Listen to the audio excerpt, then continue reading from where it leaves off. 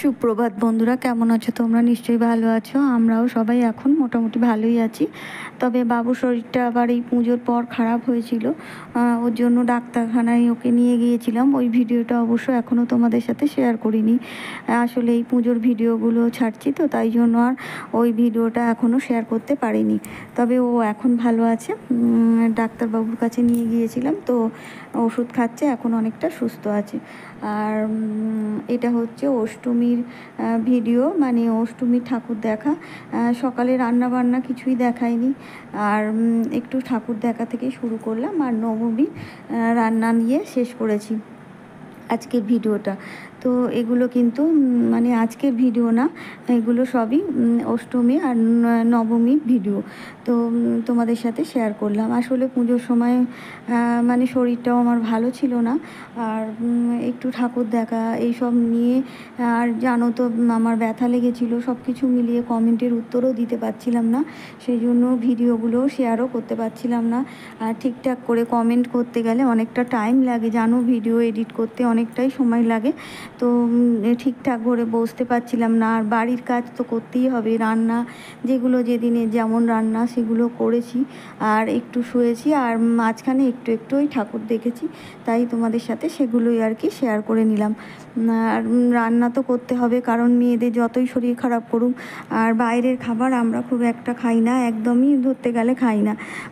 তো সেই জন্য অষ্টমীতে যেমন আর কি লুচি, আলুর দম এসব করেছিলাম, আর ঘুগনি করেছিলাম, তো সেগুলো করেছি। আর এমনি নবমীতে যেমন রান্না হয়, মটন করেছি, আর মাছ আর কি রান্না, আর বাসমতি রাইস শুধু মানে ভাত করেছি আর কি রাইসে। তো কোনো মানে বিরিয়ানি টিরিয়ানি করিনি, কারণ এমনি শরীর খারাপ, আবার তার উপরে ওই সব ঘি মশলা দিয়ে মানে খেলে আরও বেশি শরীর খারাপ করবে। আর এমনিতে আমার বিরিয়ানি যে খুব ভালো লাগে তা কিন্তু নয়। তো সেই জন্য আর মানে এমনি নর্মাল মাছের ঝাল করেছিলাম, আর বাসমতি রাইস আর মটন আর কি কষা মতো করেছিলাম। তো এটা এখন অষ্টমীর ঠাকুর। আসলে বাইকে করে গেছি তো, সব ঠাকুর যে নেমে দেখেছি তা কিন্তু নয়। রাস্তার ধারে ধারে অনেক ঠাকুরের ফটো তোমাদের দেখাচ্ছি, সে ভিডিও আর কি, কিন্তু আমরা নামিনি, ওই গাড়ি করে তো মানে বাইকে তো অনেক ঠাকুর দেখেছি সেজন্য। আর হেঁটে হলে হয়তো এত ঠাকুর দেখা যেত না, আর এমনিতেই শরীরটা খারাপ, তো বললাম হাঁটলে আর অত ঠাকুর একদমই দেখতে পেতাম না। যাই হোক, বাইকে করেই দেখেছি। আর রাস্তার ধারের ঠাকুরগুলো আর নামিও নি, একটু ভিডিও করে মানে ছেড়ে দিয়েছি। তো ওরা হেলমেট পরেছিল, দেখেছো, বাইক নিয়েই গিয়েছিল তোমার দাদাভাই আর ও। আমি অবশ্য হেলমেট পরিনি পুজোর সময়। আর হেলমেট পরলে না মাথার মানে চুলটা কোনো মানে ক্লিপ দেওয়া যায় না, তাহলে ওই হেলমেটের সাথে লাগে, তো সেই জন্য আমি আর হেলমেট নিইনি। তো ওরা দুজন নিয়েছিল। তো এখন চলো ঠাকুর দেখে দেখে আর কি অষ্টমীর দিনটা কাটিয়ে দিয়েছি। ওই ঘন্টা দেড়েক মতো আর কি আমরা প্রতিদিন ঠাকুর দেখেছি, তার থেকে বেশি আর দেখা আমার পক্ষে সম্ভব হয় না। আর হেঁটে হলে তো আরোই না, কারণ সমস্ত কাজকর্ম করে, বাড়ির সমস্ত কাজ করে সারা রাত ঠাকুর দেখা ওসব আমার দ্বারা হবে না। আর এমনি শরীর খারাপ, আমার সারা রাত ঠাকুর দেখা পোষায় না। একদিন যদি সারা রাত কোনো কারণে দেখি, তাহলে আমার সব কটা পুজো একেবারে কিভাবে কেটে যাবে আমি কিছুই জানতে পারবো না, মানে শরীর এত খারাপ লাগবে। তো সে ঘুম না পূরণ হলে শরীর আমার প্রচণ্ড খারাপ হয়ে যায়। তো সেই জন্য এইভাবেই আমরা প্রতিদিন একটু করে ঠাকুর দেখেছি, ওই ঘন্টাখানিক, ঘন্টা দেড়েক এরকম আর কি কাছাকাছি। তো সেভাবেই এই ঠাকুরগুলোও দেখে নিলাম।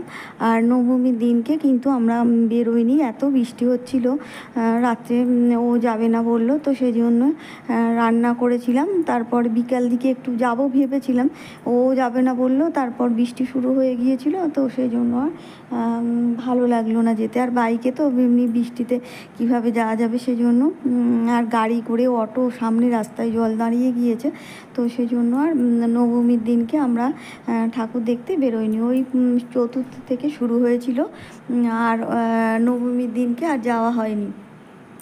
তো সেই জন্যে মানে এই মানে নবমীর দিনকে শুধু আর কি ঠাকুর দেখতে একদমই বেরোয়নি। তারপর থেকে আর বিজয়া দশমীর দিনও বৃষ্টি হচ্ছিলো, তো একদমই আর বেরোনো হয়নি। তো এই মানে অষ্টমীর দিন পর্যন্ত লাস্ট আর কি ঠাকুর দেখেছি।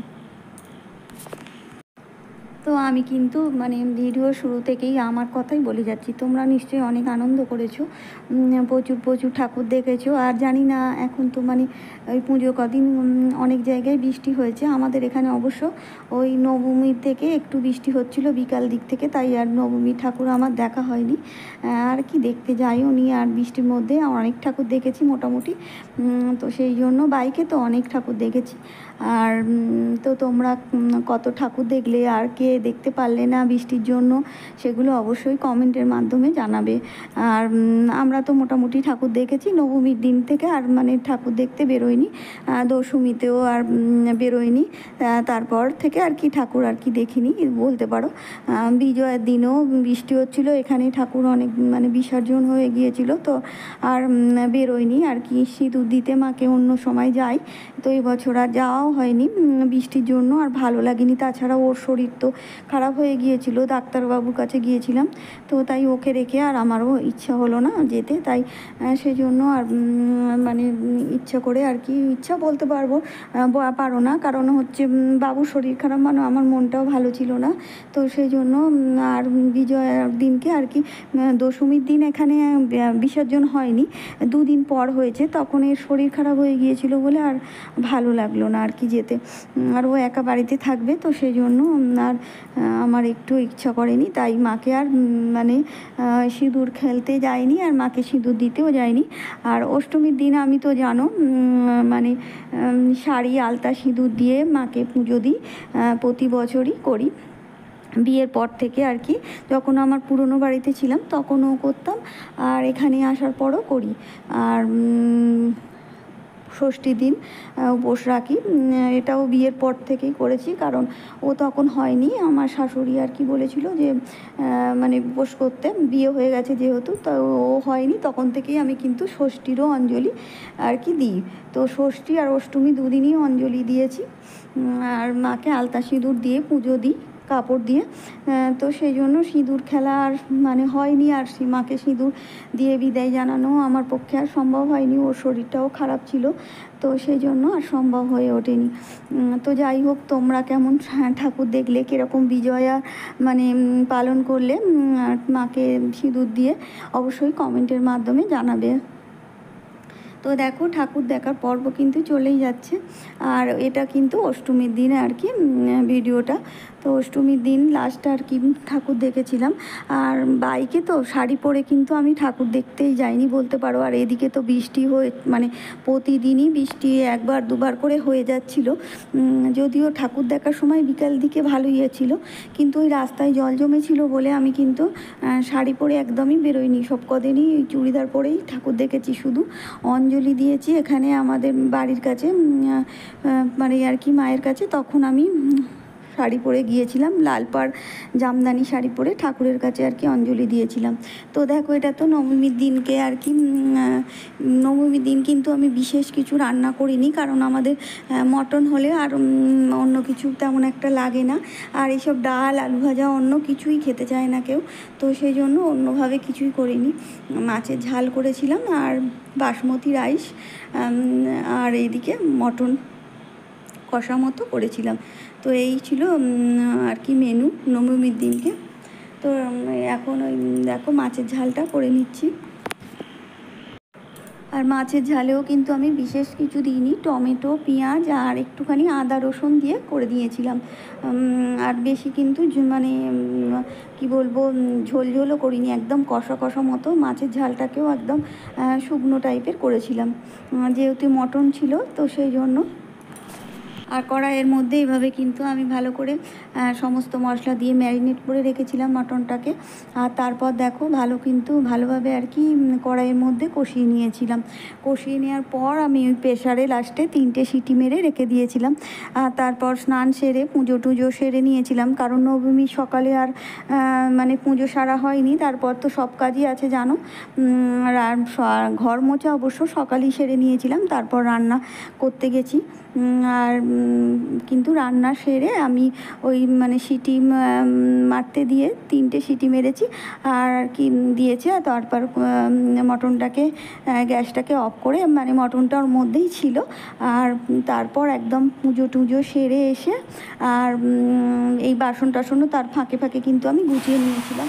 সমস্ত কাজ এদিকে সেরে নিয়ে তারপর একদম স্নান সেরে পুজো সেরে তারপর কিন্তু মানে প্রেশারের ঢাকনাটা খুলে আর ওই গরম মশলা দিয়েছিলাম। তো এইভাবেই রান্না করে রেখে দিয়েছিলাম। তারপর সবই কাজ করতে হয় জানো। তো এদিকের কাজগুলো গুছিয়ে নিয়ে একেবারে পুজো টুজো সেরে রান্না সেরে পুজো করতে গিয়েছিলাম। তারপর ওই এসে খাওয়া দাওয়া সেরেছি। তো করতে করতে বেশ প্রায় 1:30টা বেজে গেছে। আর যেহেতু শরীরটা ভালো ছিল না সেই জন্য জানোই তো কাজ যে খুব তাড়াতাড়ি বা তাড়াহুড়ো করে করতে পারছিলাম না। সেই জন্য যেহেতু ব্যথা সহজে মানে একটু দেখবে এদিক ওদিক শুতে গেলে অনেক সময় মানে সেই ব্যথাটা জাগার দেয়। যাই হোক, রান্না তো করতেই হবে, কিছু করার নেই, মেয়েদের সব কিছুই করতে হবে। তো মটনটা কেমন রান্না হলো অবশ্যই কমেন্টের মাধ্যমে জানাবে। তোমার সমস্ত বন্ধুদের অসংখ্য ধন্যবাদ জানাই।